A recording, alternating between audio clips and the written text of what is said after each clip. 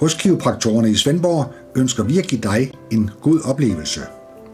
Du bydes derfor altid velkommen af en sekretær, som registrerer dine data. Derefter henter kiropraktoren dig ind i kliniklokalet.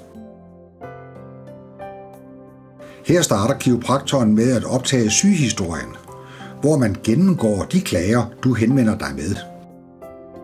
Der laves derefter en grundig undersøgelse af de områder, der er involverede, samt tilstødende områder, som eventuelt kan have indflydelse på området. Hvis det er nødvendigt for diagnosticeringen og behandlingen, bliver der lavet en røntgenundersøgelse. Herefter stilles diagnosen, og kiropraktoren giver dig en fyldestgørende forklaring på problemet samt forløbet. Derefter starter behandlingen. Den hyppigste årsag til at opsøge en kiropraktor er smerter i ryggen. For at lave en ordentlig undersøgelse af ryggen, undersøger kiropraktoren, om ryggen svajer og krummer normalt. Der undersøges, om det er normal bevægelighed ved store bevægelser. Om de enkelte led kan bevæge sig normalt i forhold til hinanden. Man undersøger, om der er problemer med hofter og bækkenled.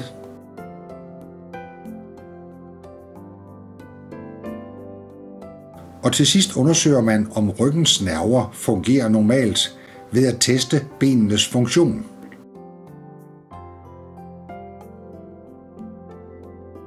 Er der foretaget en røntgenundersøgelse, gennemgår kiropraktoren billederne, før den endelige diagnose stilles.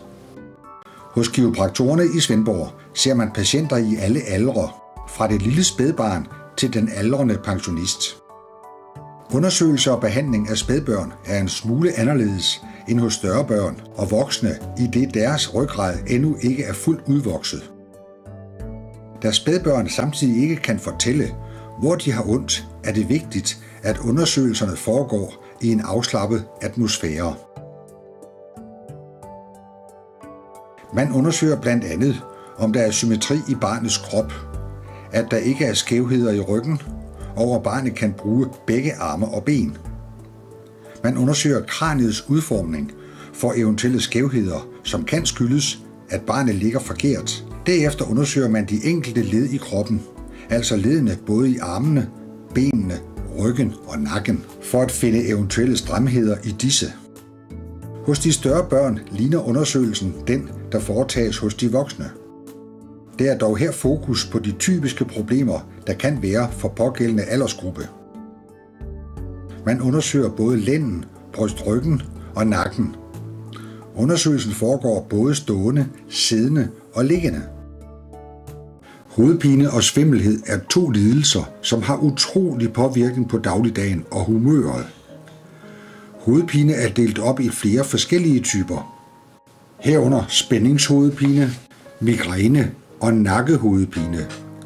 Svimmelhed deles ligeledes op i flere kategorier, herunder karuselsvimmelhed, skibsdæksvimmelhed og øresten.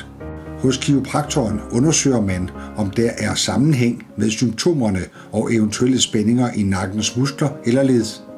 Man undersøger, om blodtrykket er normalt, da dette også kan være årsag til lidelsen. Og man undersøger nerverne i hovedet, for eksempel lysrefleksen.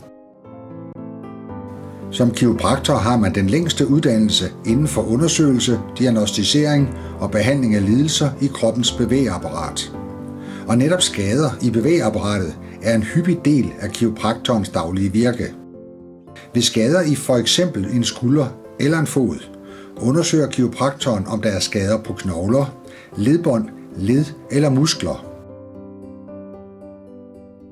Det gøres ved det, man kalder ortopædisk test, som tester det pågældende væv omkring det involverede led.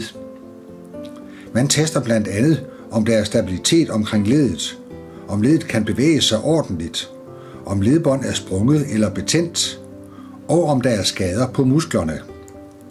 Er der mistanke om for eksempel knoglebrud eller slitage, tages der et røntgenbillede.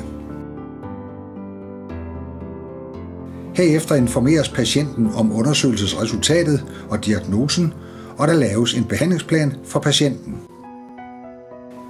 En kiropraktisk behandling består af flere forskellige behandlingsmetoder, Den mest kendte metode er manipulationsbehandlingen, hvor kiropraktoren skubber lidt til knoglerne for at få genskabt bevægeligheden i et stift led. Kiropraktoren placerer patienten i en stilling, hvor det er let at komme til leddet, og giver derefter et hurtigt kort tryk for at skubbe til leddet. Der kommer derved en lille ledelyd, som er helt ufarlig for leddet, og leddet kan herefter bevæge sig frit igen. Kiropraktoren råder desuden over en bred vifte af behandlingsmetoder, som hver især bruges med forskelligt formål. Der bliver ofte behandlet på bløddele som muskler og sener. Dette kan blandt andet gøres med triggerpunktterapi, hvor der trykkes på specifikke punkter på ømme muskler for at få dem til at slappe af. Desuden laves der muskelenergiteknikker, også kaldet MET, som er forskellige former for stræk på muskler og sener. En anden vigtig behandlingsmetode er patientens egen indsats, og her instruerer kiropraktoren i specifikke øvelser, som enten giver stabilitet, balance, smidighed eller styrke, alt afhængig af, hvad patienten har brug for at få ændret.